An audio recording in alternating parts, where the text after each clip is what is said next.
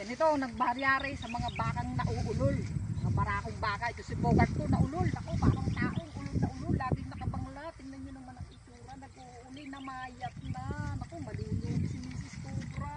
Tingnan nyo, lagi nakatingin doon sa mga chicks. Kala mo'y taong adik na adik sa mga chicks. Mga baba, may mga baka po talagang nauulol din. Kumbaga sa tao, pag naulol, ay laging nakabangla sa babae. Tingnan nyo po, namayat na. Ayaw kumain, titig na titig sa mga chika, babes.